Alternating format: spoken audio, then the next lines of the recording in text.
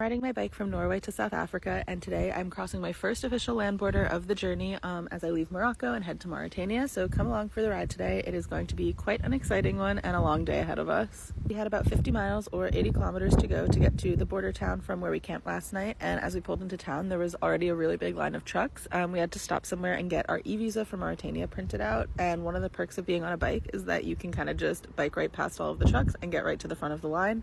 We went through the Moroccan side. They checked our passports and our visa for Mauritania, gave us a stamp, and then let us go on our way. It was a little confusing, but nothing we couldn't figure out. And then after the Moroccan border, there's about 2 miles of land in between the entrance to Mauritania that people call no man's land. So we cycled through that. The road and the pavement kind of ended pretty abruptly and turned into this like loose and chalky gravel.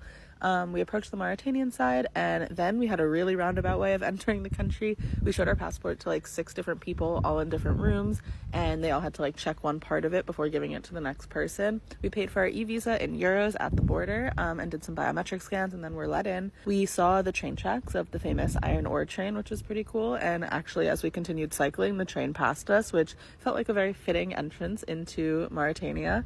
I'm really excited to be in a new country and experience what it's all about. We cycled about 20 more miles before we hit our first police stop, and it was starting to get dark in like the next hour, and they told us that we shouldn't cycle anymore and to just sleep in this little area right by their watch post. And so who are we to say no to the police? So of course we said yes.